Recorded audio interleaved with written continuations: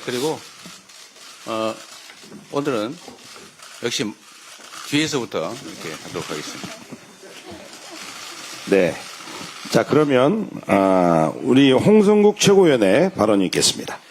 미국으로부터 32%의 상호관세를 부과받은 대만은 우리 돈으로 22조 원 규모의 추경을 준비한다고 합니다. 우리나라보다 경제 규모가 작기 때문에 상당히 큰 금액입니다. 중국, 일본 등 인접 국가들은 경제 쇼크를 막기 위해서 다양한 지원책을 준비하고 있습니다. 최상목 부총리도 경제에 심각한 우려를 표명하면서도 추경은 10조 원을 고집하고 있습니다. 10조 원으로 관세 전쟁, AI 경쟁력 강화, 서민 소상공인 지원, 산불 피해 지원에 투입하겠다고 합니다. 10조 원으로 참 많은 일을 하겠다고 하는데요. 생각해 보십시오. 이 10조 원 추경은 영남 산불이 나기 전에 제시한 금액입니다. 더군다나 관세 전쟁은 아예 반영도 안 한 숫자입니다. 오늘 아침 뉴스만 한번 보시죠. 미국은 중국에 100% 이상의 관세를 부과하겠다고 하고 JP모건은 지난주에 제가 이 자리에서 말씀을 드렸는데 올해 한국 경제 성장률을 1.3에서 0.9로 낮추고 다시 어제 0.7로 또 낮췄습니다. 상황이 이러하니까 지금 저 전광판에 있지만 원달러 환율이 2008년 글로벌 금융위기 이후 가장 높은 수준까지 올라가고 있습니다. 경제는 엉망인데 오직 자신의 임기 중에서 국가 부채를 한 푼도 안 늘리고 아무것도 하지 않겠다는 생각인지 심히 걱정이 되고 있습니다. 어제 한덕수 총리의 무자격 내란 세력의 헌법재판관 임명을 보면서 드는 생각은 한덕수와 최상목은 극우 세력의 재집권을 위해서 국민과 우리 경제를 볼모로 잡으려는 의심까지 듭니다. 경제 위기를 극단으로 몰고 가서 정치적 혼란을 조장하고 국민을 위협하면 내란 사태를 가리게 되고 다시 극우가 집권할 수 있다는 생각이 아닌지 묻고 싶습니다. 만일 이런 발상이라면 당신들은 역사의 죄인이 됩니다. 또한 민주당은 국민과 함께 이런 상황을 결코 좌시하지 않겠습니다. 민주당은 민생을 살리고 새로운 위기 대응을 해서 한 발 더 앞서 가겠습니다. 경제는 민주당, 안보도 민주당입니다. 네, 다음으로 송순호 최고위원의 발언이 있겠습니다. 예, 대통령의 고유 권한을 도둑질을 한 자가 있습니다. 대통령의 헌법기관 구성 권한을 훔친 자가 있습니다. 그 자는 바로 대통령 권한대행 국무총리 한덕수입니다. 한덕수는 대통령 권한을 훔친 도둑입니다. 그 도둑은 어제 임기가 6년인 헌법재판관을 지명했습니다. 헌법재판관 지명 권한 없는 자가 그 권한을 행사한 것이니 이는 명백한 위헌이며 대통령 권한을 도둑질한 것입니다. 더군다나 헌법재판관으로 지명한 이완규 법제처장은 내란 속의 윤석열이 절친이고 윤석열과 그의 장모를 변호한 가족 변호사이며 내란 방조 혐의로 피의자로 수사를 받은 인물입니다. 한덕수 역시 내란 혐의를 받고 있는 인물입니다. 숫째 내란 세력들이 헌재를 내란 세력으로 장악하려 하고 있습니다. 이완교의 헌법재판관 지명이 과연 한덕수의 독자적 행동일까요? 아니면 내란 속의 윤석열의 지시를 받은 알박기의 일환이겠습니까? 그것이 독자적 판단이든 윤석열의 지시든 명백한 것은 한덕수는 권한 대행이 아니라 내란 대행이라는 것입니다. 한덕수 대행이 헌법을 개똥으로 여기지 않는다면 도저히 할 수 없는 일입니다. 한덕수가 대통령이 아닌 것은 명확합니다. 그런데도 대통령 몫인 헌법재판관 임명을 무리하게 지명했습니다. 그만큼 급박한 사유가 있다는 것의 방증입니다. 그 사유가 뭐가 됐든 한덕수 대행이 헌법재판관을 지명한 것은 헌법 질서를 무너뜨린 폭거이자 중대 사건입니다. 헌법재판관을 지명하고 임명하는 것은 대통령의 고유 권한입니다. 따라서 이 권한은 누구도 대신할 수 없는 권한이기 때문에 권한 대행이 헌법재판관을 지명하는 것 자체가 위헌입니다. 한덕수 대행은 위헌을 아예 반복듯 하는 인물입니다. 한덕수 대행은 그동안 국회가 선출한 헌법재판관과 대법원장이 제청한 대법관에 대해 헌법재판소의 결정도 무시하며 임명을 거부해왔습니다. 국회가 의결한 상설특검 추천 의뢰도 하지 않았습니다. 국회와 헌재를 무시하며 헌법상 의무, 법률상 책임도 이행하지 않은 권한대행이 이제는 없는 권한마저 행사하며 헌법을 위반하고 있습니다. 해야 할 일은 뭉개고 권한 없는 일과 하지 말아야 할 일은 번개처럼 해치우고 있습니다. 모두가 위헌이며 윤석열 윤석열 내란 수계의 내란 대행을 충실히 수행하고 있다는 방증입니다. 한덕수는 윤석열 탄핵 소추 이후에도 내란 수계의 내란 대행이었고 윤석열의 대통령직 파면 이후에도 여전히 내란을 대행하고 있습니다. 한덕수는 국무위원회를 장악하고 윤석열이 일으킨 내란을 지속하고 있습니다. 이런 인물을 국무총리로 대통령 권한 대행으로 그대로 두는 것은 아주 위험한 일이며 용납할 수 없는 일입니다. 헌법을 수호해야 할 책무가 있는 권한 대행이 헌법을 무시하고 헌법을 모독하고 있습니다. 아예 헌법 질서를 앞장서서 무너뜨리고 있습니다. 더 이상 두고 볼 수 없는 일입니다. 더 이상 자고우면할 필요도 없습니다. 더 이상 내란 지속을 용인해서는 안 됩니다. 이를 일거에 해소하는 방법은 한덕수 국무총리를 탄핵하는 것뿐입니다. 국회 탄핵 소추 의결만이 헌법 질서를 지킬 수 있는 유일한 길입니다. 한덕수 국무총리의 탄핵의 요건은 차고도 넘칩니다. 시기를 놓치면 호미로 막을 일을 가래로도 막을 수 없는 일이 벌어집니다. 국회는 당장 국무총리를 탄핵 소추하기를 바랍니다. 이상입니다. 네, 다음으로 이현주 최고위원의 발언이 있겠습니다. 네, 어제 한덕수 총리가 대통령 몫의 재판관 2인을 임명한 것은 그것은 실체적 권한이기 때문에 국회가 추천한 마은혁 재판관을 임명하는 형식적 권한하고는 엄연히 다릅니다. 따라서 이러한 실체적 임명 권한은 권한 대행한테는 없다라는 게 헌법 학계의 일반적인 견해입니다. 임명권이 없는 권한 대행이 조기 대선 시작도 하기 전에 불과 두 달 후에 선출될 대통령의 임명권을 침해한 셈입니다. 더구나 한덕수 대행은 윤석열, 내란 수계로 파면된 윤석열이 임명한 자입니다. 따라서 그가 행사하는 권한은 선출된 대통령이었던 윤석열에 의해서 윤석열의 파면에 의해서 그 민주적 정당성, 헌법적 정당성은 이미 소멸되었다라고 생각합니다. 이미 말씀드렸지만 12.3 다음 날 대통령 안가회동에 참석한 4인방 중 한 명인 이완규 법제처장을 또 지명을 했는데요. 이런 시도는 내란 세력의 헌재 장악 시도 그리고 헌법 재판의 무력화 시도라고 보입니다. 국회 입법조사처도 임명을 해서는 안 된다라는 견해를 밝힌 바가 있습니다. 이렇게 한덕수 총리는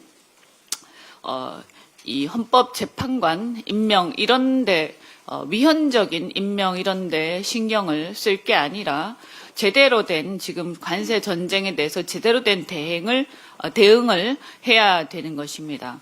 그런데 어제도 보니까 이렇게 재판관 임명에만 너무 신경을 쓴 나머지 국회가 계속해서 통상위원회를 구성을 하라라고 국민의힘과 한덕수에게도 요구하는데도 불구하고 아무런 반응이 없습니다. 정말로 관세와 통상에 신경을 쓰고 있다면 우리가 제안한 통상위원회에 응해야 합니다. 조기 대선을 앞두고 국회에서 여야가 통상위원회를 구성해서 조율과 협의를 해서 그것이 뒷받침이 될 때 비로소 권한대행의 협상 내용에 대한 민주적 정당성이 확보되는 것입니다. 불과 두 달 후에 새 정부가 들어설 텐데 이렇게 국민적 이해관계가 첨예한 관세 전쟁의 협상에 권한대행이 마음대로 어떤 문제들을 처분해서는 안 될 것입니다. 개별 기업의 생존도 중요하지만 우리 산업 생태계에 대해서 그 기업이 존재할 때 의미가 있는 것이고 산업 생태계나 내국인 숙련 노동자가 사라진 한국 기업이 무슨 의미가 있겠습니까? 본말이 전도되면 안 된다. 이렇게 생각합니다. 산업 공동화를 방치하고 있는 한덕수 대행은 이렇게 국제 전화 통화를 하면서 그 신용만 할 게 아니라 제대로 된 대응을 해야 합니다. 특히 알래스카 프로젝트에 대해서는 경제성이 없다. 이렇게 해서 많은 국제적인 메이저 오일 컴퍼니가 철수를 이미 한 바가 있습니다. 우리가 관세 협상을 하는 데 있어서 협상 카드로 이용할 수도 있고 또는 여기에 대한 투자 의향은 보일 수도 있다고 생각합니다. 그러나 혹한 속에 기술적 난관이 있고 우리나라의 강관, 그러니까 철강관과 배관, 그리고 밸브 이런 것들이 전 세계에서 가장 경쟁력이 높은데도 불구하고 트럼프 정부는 25%의 고율의 관세를 매겼습니다. 저는 최소한 이러한 것들을 협상을 하려면 그 관세에 대해서 여기에 들어가는 철강이 엄청난 만큼 한국산 철강에 대해서 관세를 면제를 해준다든지 이런 것들을 받아내야 한다 이렇게 생각을 하고 그리고 이 비용도 여러 전문가들의 분석에 의하면 카타르에서 오는 비용에 카타르 그 천연가스 개발하는 비용이 한 200억 달러 정도 되는데 그 2배가 넘는 450억 달러가 알래스카 프로젝트에 든다고 합니다. 그러면 2배가 넘는데 이것을 상쇄를 하려면 알래스카 주에서 보조금을 준다든가 미국이 세액 공제를 대폭 해준다든가 아까 말씀드린 한국산 철강에 대해서 관세 면제를 해준다든가 이런 것들을 상당히 받아내지 않고서는 쉽게 타결되기 어렵다고 저희는 생각합니다. 한덕수 대행이 아무쪼록 이 문제에 대해서 제대로 대응을 해야지 적당하게 국제전화 통화만 하는 척하면서 신용만 하고 그렇게 해서 적당히 이 문제를 처리해서 우리 대한민국의 국민적 이해관계, 경제적 이해관계에 심대한 어떤 타격을 미쳐서는 안 될 것이다. 분명히 말씀드립니다. 네, 다음으로 김병주 최고위원의 발언이 있겠습니다. 국민의힘 인사들이 잇따라 대선 출마를 선언하고 있습니다. 그러나 이들의 면면을 보면은 내란에 직간접적으로 관여했거나 동조한 경우가 대다수로 보입니다. 매우 뻔뻔한 행위입니다. 이번 조기 대선이 누구 때문에 발생했습니까? 대한민국의 민주주의와 헌법을 짓밟은 세력이 무슨 염치로 출마를 합니까? 국민께 진심으로 사과하는 게 먼저입니다. 특히 국민의힘은 행동으로 보여야 합니다. 당을 해산하고 황골탈퇴하는 모습을 보여야 합니다. 그런데 국민의힘은 아직도 내란 세력을 옹호하고 있습니다. 한덕수 대행의 헌법재판소 장악 구테타 선언을 지지하고 있습니다. 한덕수 대행은 차기 대통령 몫의 헌법재판관 후보자 2명을 새치기로 지명했습니다. 내란 세력을 헌법재판소에 심어 헌재를 장악하려는 시도입니다.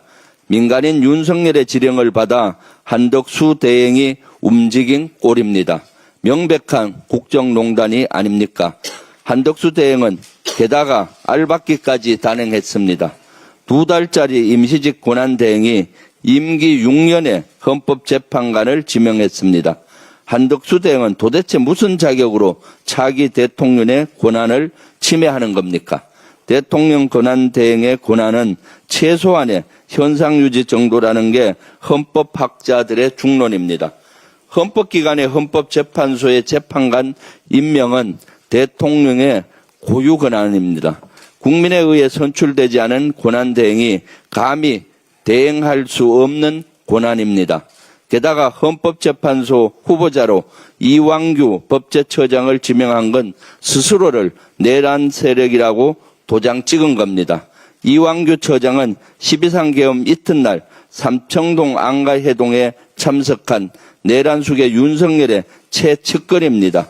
그리고 휴대전화까지 바꿨습니다. 내란 혐의 피의자입니다. 이런 자를 어떻게 헌정소 최후의 보류인 헌법재판관 후보자로 지명할 수가 있습니까? 한덕수 대행에게 엄중 경고합니다. 내란 범죄 의혹 당사자를 헌법재판소로 도피시키려는 정치 공작을 당장 멈추십시오. 헌법재판소에 내란 세력의 세작을 심으려는 시도를 당장 중단하십시오. 2명의 헌법재판관 후보자 지명을 당장 철회하십시오. 이재명 대표께서 당 대표직 사퇴를 결심했습니다. 그동안 많은 역경과 시련 속에서도 현명하게 당을 진두지휘한 이재명 대표의 리더십은 우리 모두에게 큰 힘이 됐습니다. 내란숙의 파면을 이끌기도 했습니다. 격려와 감사의 박수를 보냅니다. 12.3 계엄 당일 이재명 대표는 유튜브 라이브를 통해 위헌이고 위법적인 계엄을 국민께 알렸습니다. 국회도 모여달라고 호소했습니다. 결국 우리 국회는 국민의 도움으로 계엄군을 막아냈습니다. 국민의 도움으로 계엄 해제 결의안을 가결시키는 데 성공했습니다. 이처럼 이재명 대표는 위기 상황에서 더욱 빛나는 내공과 실력을 가진 리더임을 다시 한번 입증했습니다. 내란은 아직 끝나지 않았습니다. 한덕수 대행처럼 내란 동조 세력들이 여전히 활개하고 있습니다. 이런 위기를 뚫고 전진한 리더, 내란을 종식시킬 수 있는 리더, 이는 이재명이라고 생각합니다. 이재명 대표의 사태는 끝이 아니라 새로운 대한민국의 시작이 될 것입니다. 이상입니다. 수고하셨습니다. 네. 다음으로 한준호 최고위원의 발언이 있겠습니다. 네, 더불어민주당 최고위원회가 오늘로 100번째를 맞았습니다. 지난해 8월 18일 당 지도부가 출범한 이후 234일 동안 참 많은 일을 겪었습니다. 멀고 험한 길이었지만 성숙한 국민 덕분에 수많은 어려움을 잘 이겨낼 수가 있었습니다. 앞서 다른 분들이 많이 언급을 하셨지만 사안이 사안인 만큼 한덕수 대통령 권한대행이 벌인 헌법 구테타에 대해서 이야기 안 할 수가 없습니다. 우선 영상부터 짧게 보겠습니다. 헌법재판관 후보자 3명에 대한 국회 표결이 예정됐던 지난해 12월 26일 대통령 권한대행인 한덕수 국무총리는 갑자기 대국민 담화를 발표해 국회가 선출해도 이들을 임명하지 않을 거라고 못 박았습니다. 재판관 3명 추천권이 국회에 있어 임명은 형식적인 절차에 그치는 상황이었지만 권한대행이 대통령의 권한을 함부로 쓸 수 없다는 이유를 댔습니다. 헌법기관 임명을 포함한 대통령의 중대한 고유권한 행사는 자제하라는 것이 우리 헌법과 법률에 담긴 일관된 정신입니다. 네, 한덕수 권한대행의 변신이 정말 놀랍습니다. 지난해 12월 26일에는 대통령의 중대한 고유 권한 행사는 자제하라는 것이 헌법 정신이다 라면서 국회 추천목도 임명을 하지 않고 버티더니 어제는 도대체 무슨 자신감으로 대통령 몫을 지명해서 그 중대한 대통령의 고유 권한을 함부로 행사하는 것입니까? 그러한 권한을 누가 준 것입니까? 윤석열입니까? 국민의힘입니까? 본인도 위헌임을 알면서 자행한 이 행위는 헌정 질서에 대한 도전이자 국민을 향한 도발입니다. 한간에는 한덕수 권한대행을 대통령으로 출마시키자며 작당 모의를 한다는 이야기가 들립니다. 이미 방송에서 몇 번 언급한 바가 있습니다만 윤석열이 파면되면 안정적인 국정 운영 이미지를 만들기 위해서 먼저 미국 측과 영어로 소통을 한 모습을 연출하고 또 트럼프 정부를 상대할 수 있는 통상교섭 전문가 출신 대선 후보를 만든다라는 어설픈 시나리오였습니다. 그러면서 임기 단축을 들고 나올 것 같다라는 예측이 있습니다. 아침 뉴스를 보니까 아주 없는 시나리오는 아닌 것 같습니다. 내란은 끝나지 않았습니다. 종합을 해보면 권한을 넘어선 헌법재판관 임명은 위헌임을 알면서 자행한 대선용 탄핵 유발성 도발입니다. 헌법학자 100여 명으로 구성된 헌법학자회의는 대통령 몫의 헌법재판관 후보자 지명은 대통령이 갖는 헌법상 고유 권한이다라고 지적을 하면서 한대행을 향해 권한대행으로서의 원칙적 한계를 명백히 일탈했다라고 강력히 비판했습니다. 어제 국회 입법조사처도 국무총리는 민주적 정당성이 대통령과 같지 않다라면서 현상 유지가 아닌 한 대통령 목 헌법재판관 임명이 어렵다라고 회답을 한 바 있습니다. 따라서 원칙도 없고 정당성도 없는 이번 지명은 위헌이고 국회에서 인사청문회를 할 이유도 없습니다. 한덕수 권한대행이 이 사태를 수습하는 방법은 단 하나, 지명 철회입니다. 만일 오늘도 철회를 하지 않는다면 헌법 구테타 속에 한덕수 권한대행 할 수 없는 일, 해서는 안 되는 일을 저지른 만큼 그 책임은 반드시 무겁게 지우겠습니다. 이상입니다. 네, 다음으로 전현희 최고위원의 발언이 있겠습니다. 3기 민주정부 문재인 대통령이 임명한 문영배, 이미선 두 분의 헌법재판관의 정의로운 판결이 대한민국의 헌정 질서를 지켰습니다. 이제 2달 후에 출범하는 4기 민주정권이 두 분의 헌법재판관 후임을 지명하는 것이 헌법 정신입니다. 그런데 국민이 선출할 차기 대통령이 임명해야 하는 후임자를 무자격 임시직 권한대행이 새치기를 했습니다. 내란대행 한덕수 총리가 무자격 내란 공범 이완규 법제처장을 헌법재판관으로 지명했습니다. 1차 군사 반란으로 친위 쿠데타를 획책한 내란 세력들이 헌재를 장악하려는 음모입니다. 헌법 쿠데타로 제2의 내란을 획책하려는 시도입니다. 아직도 내란이 끝나지 않고 진행 중인 상황입니다. 내란 잔불이 내란 횃불로 바뀔 수도 있는 그런 상황입니다. 바로 지금 내란 종식이 매우 시급한 이유입니다. 이완규 법제처장은 윤석열 검찰총장의 직무정지 변호사와 장모 사건 변호인으로 내란 속의 윤석열의 절친이자 최측근입니다. 사실상 내란 속의 윤석열이 지명한 인사로 볼 수밖에 없습니다.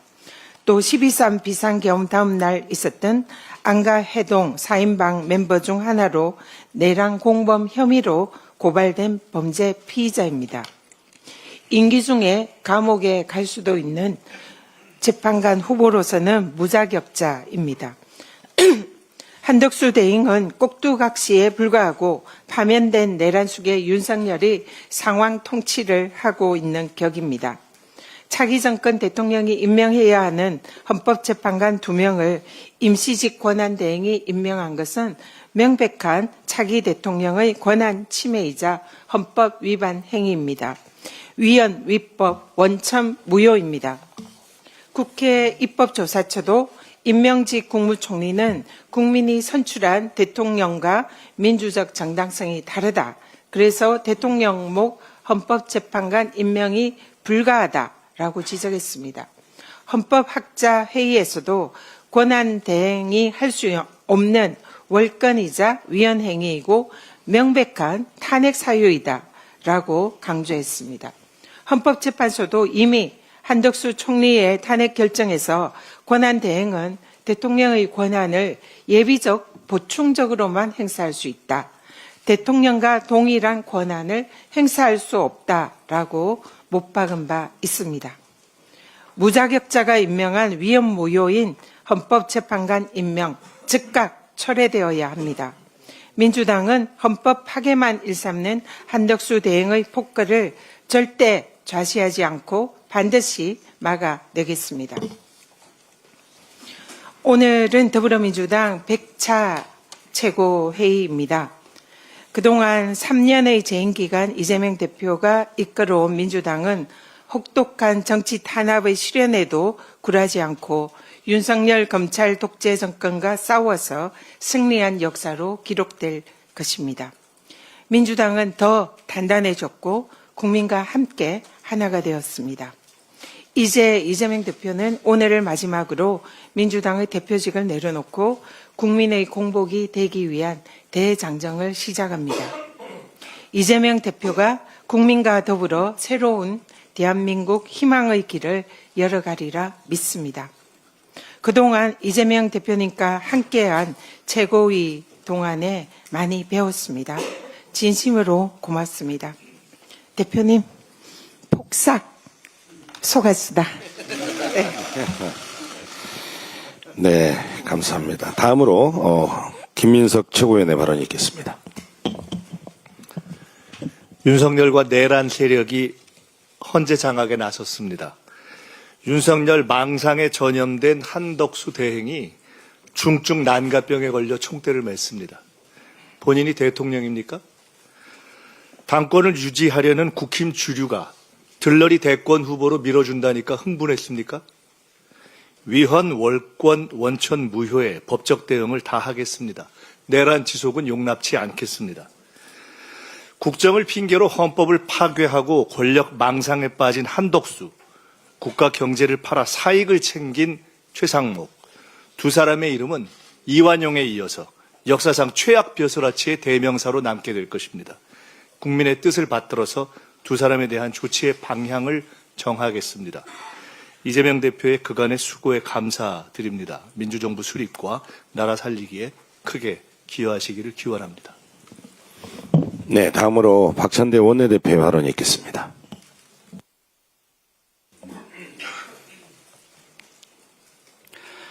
한덕수 총리는 대통령목 헌법재판관 지명을 즉각 철회하십시오. 선을 넘어도 한참 넘었습니다. 왜 국민이 하라는 건 하지 않고 하지 말라는 것만 골라서 하는 겁니까? 한덕수 총리는 지난해 12월 26일 국회목 헌법재판관 임명을 거부하면서 권한대행의 역할에 대해 헌법기관 임명을 포함한 대통령의 중대한 고유권한 행사는 자제하라는 것이 우리 헌법과 법률에 담긴 일관된 정신이라고 말했습니다. 그런데 불과 4개월 만에 자신의 말을 싹 뒤집고 대통령의 중대한 고유 권한 행사인 헌법재판관을 지명하는 만행을 저질렀습니다. 임명직에 불과한 총리의 헌법 파괴 행위이자 제2의 쿠데타입니다. 헌법재판소는 탄핵심판 결정에서 한덕수 총리가 대통령이 아니라는 점을 분명히 했습니다. 국회 입법조사처도 대통령이 아닌 국무총리는 민주적 정당성이 대통령과 같지 않으므로 현상 유지가 아닌 한 임명이 어렵다고 해석했습니다. 이번 사태는 윤석열의 의지가 전적으로 반영된 결과입니다. 작년 비상계엄 직전 국민의힘 추경호 전 원내대표는 이완규 법제처장을 헌법재판소 소장으로 앉혀야 한다고 강하게 주장한 바 있습니다. 한덕수 총리의 이완규 처장 지명은 그 연장선에 있습니다. 이는 내란 세력의 헌재 장악 시도입니다. 사실상 내란 속의 윤석열이 지명한 것 아닙니까? 이완규 처장은 내란 혐의로 수사받고 있는 피의자입니다.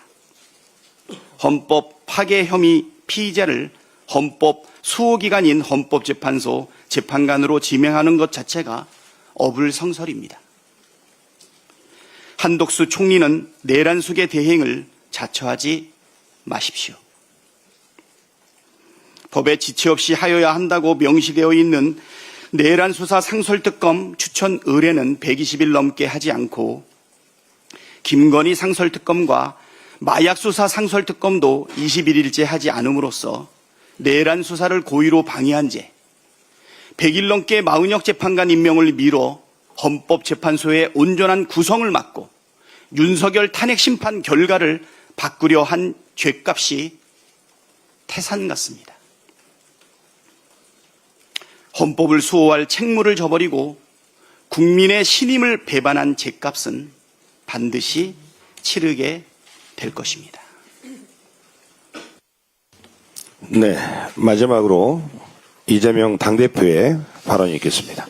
네, 한덕수 권한대행의 반헌법적 행위와 관련해서 참으로 논란이 많습니다만 제가 한 말씀만 더 보태도록 하겠습니다.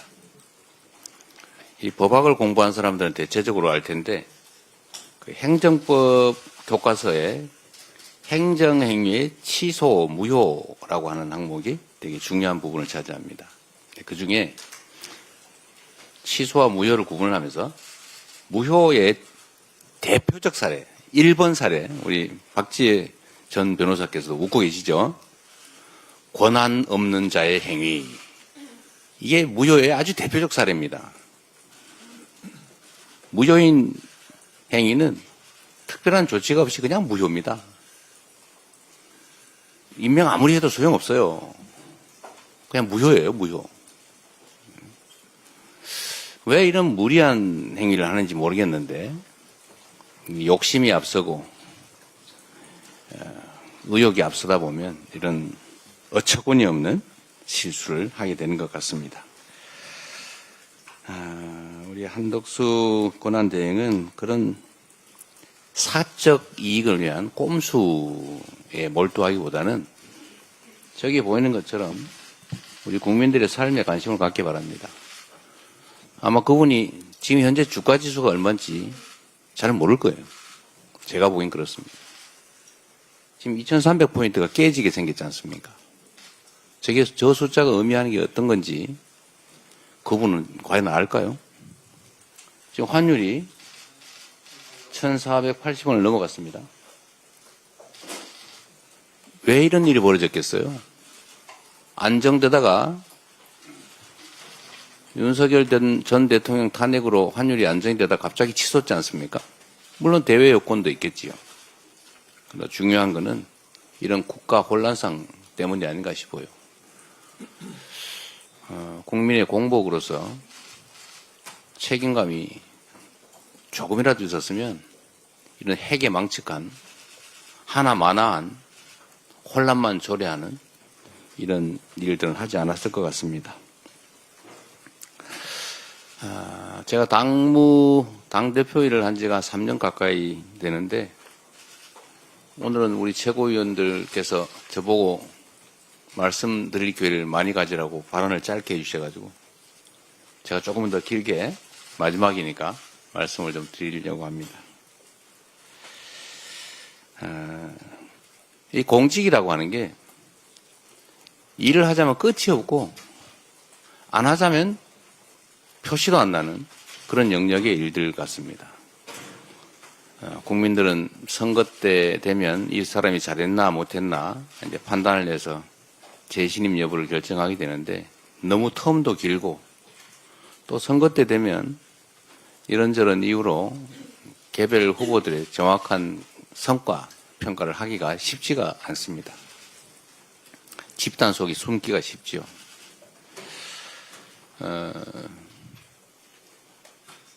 그런데 또 한편으로 보면 이 공직이라고 하는 게 게으르고 무책임하고 사욕이 많은 그런 사람이 놀기도 좋지만 다른 한편에서는 의욕을 가지고 열정을 가지고 실력을 발휘하면 정말로 큰 일을 할 수가 있습니다. 큰 성과를 만들 수가 있죠. 엄청난 차이가 날 수 있습니다. 뭐 엄청난 거대한 신화를 만드는 거야 쉽지가 않겠지만 작은 일들을 챙기면 성실하게 많이 챙기면 정말로 큰 일을 해낼 수가 있죠.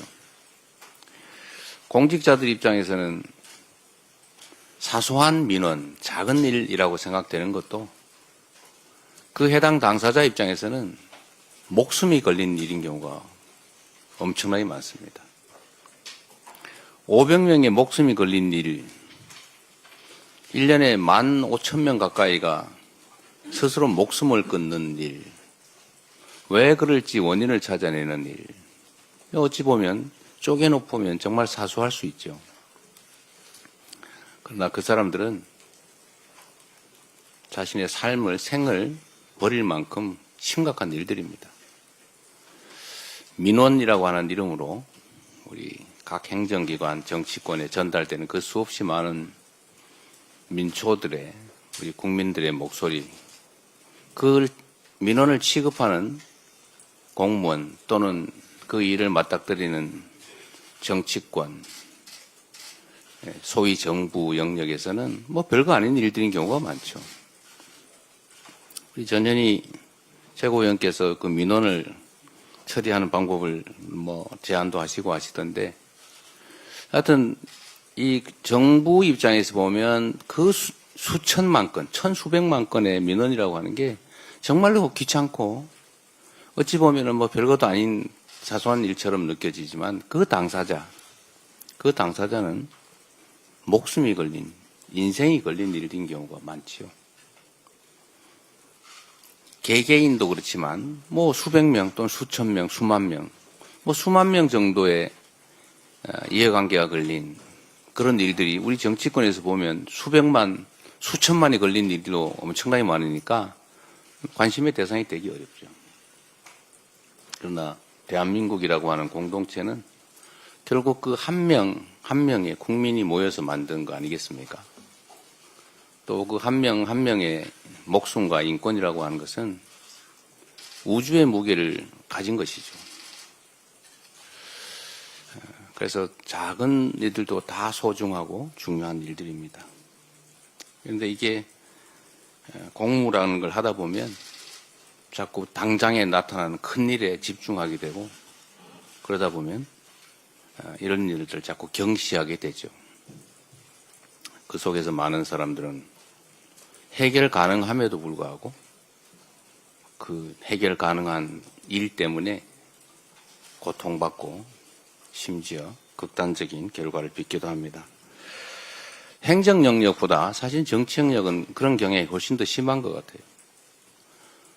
최근에 이거 군사 쿠데타를 겪으면서 우리 국민들께서 우리 국회의원들이 지역에 가면 전에는 코빼기도 안 보이고 왜 이제 나타났어 이러다가 요즘은 일 안 하고 왜 나타났어 이렇게 말씀을 많이 하신다고 해요. 전에는 이 인간이 어디 가서 맨날 놀기만 하면서 어디 동네 인사라도 다녀야지 인사도 안 다니네 이렇게 생각하다가 요즘 보니까 정말로 할 일도 하고 고생도 많이 하고 밥값을 안 해. 더 중요한 일을 해야지 왜 동네 이런 행사에 나타나? 이런 생각을 하게 된 것 같습니다. 국회나 공직자에 대한 국민들의 평가가 많이 바뀌신 것 같아요. 실제로 제가 보기에는 몇 년 사이에 많이 바뀐 것 같습니다. 우리 홍성국 최고위원이 경제는 민주당 이런 강의를 아침마다 하신다는데 일주일에 2번 하세요? 일주일에 한 번씩 하는데 아마 국민 여러분께서는 좀 놀라실 텐데 그 아침 7시에 하죠? 8시에 아침 8시에 일주일에 한 번씩 하는데 무려 60-70명의 국회의원이 그 공부하러 모입니다. 매주. 근데 그 모임만 있는 건 아니에요. 수없이 많은 모임들이 있죠. 지금 국회의원들이 정말로 공부 열심히 합니다. 뭐 국민의힘이 어떻게 하는지 잘 모르겠어요. 최소한 민주당 의원들은 열심히 공부합니다. 그리고 아마 한번 되돌아보면 작년 총선이 끝난 다음에 거의 매일 비상사태였어요. 휴회도 거의 없었죠. 그리고 거의 비상대기에 많은 일들이 있었습니다. 최선을 다해왔던 것 같아요. 저한테도 저도 해외 출장 한번 못 갔던 것 같아요.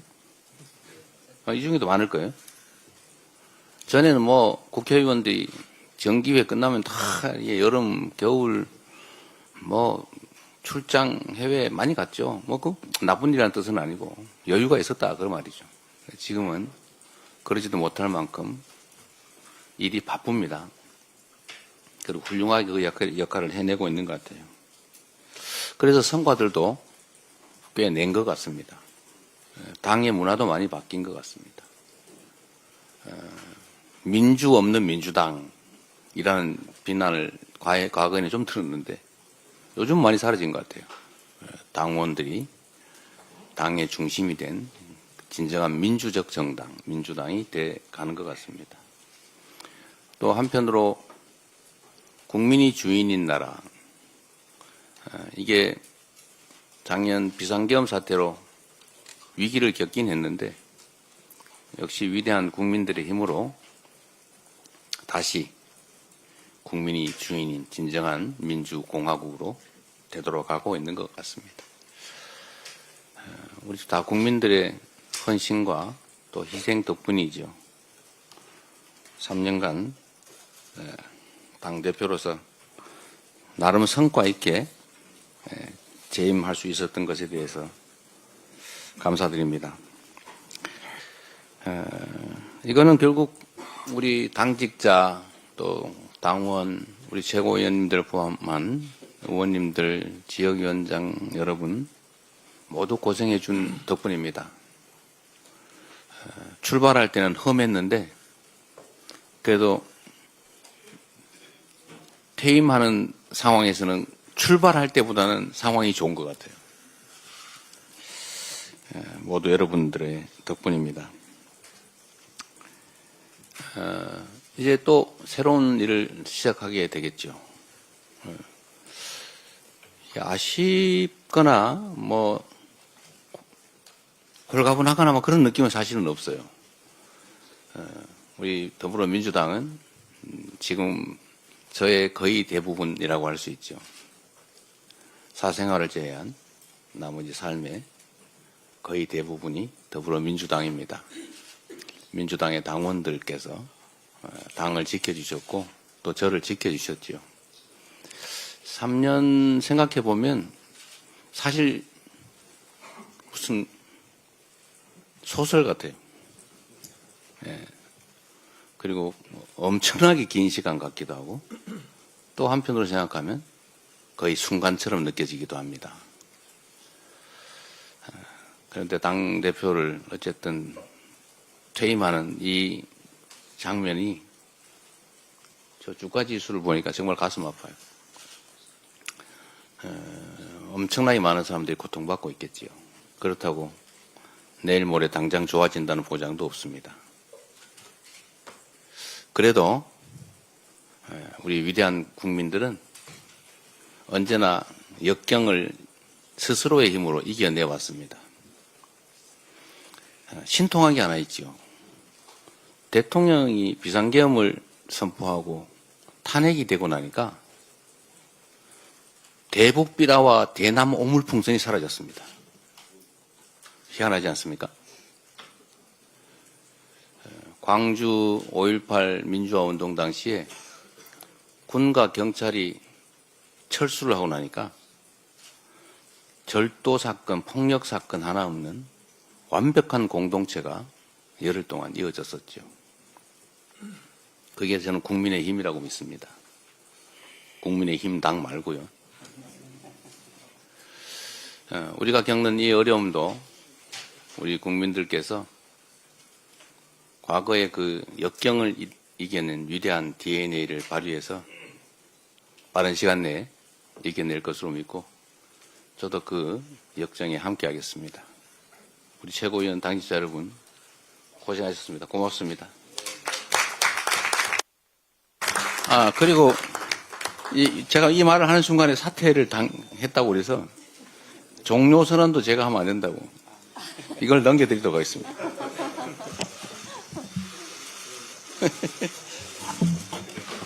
이렇게 넘겨드리겠습니다. 자리도 바꿔드릴까요? 네, 정회선언도 우리 박찬대 직무대행께서 해주시기 바랍니다. 정혜선언입니까? 예. 말씀 한번 하세요. 예.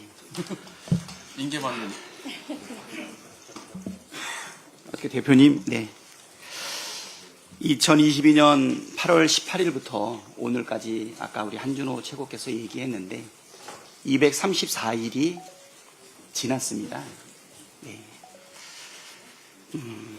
이재명 대표와 함께 국민과 함께 울고 국민과 함께 울었고 또 국민과 함께 민주주의를 지켜낸 기간이었다고 생각합니다. 또 우리 민주당은 당원 중심의 대중정당으로 세계 정당사에 또 새로운 이정표도 열었습니다. 대표님께서 다시 대표직을 내려놓고 또 새로운 길을 가는데 그 장도에 국민과 함께 저희가 같이 가겠다 이런 말씀 드리고요. 그동안 정말 대표로서 수고 많이 하셨다 이런 말씀 드리겠습니다. 대표님 오늘이 최고위원 몇 차인 줄 아십니까? 100차라면서요? 100차 이거 이상한데. 요게 100차인데요. 100차인데요. 100차인데요. 이 이후에는 박찬대가 합니다.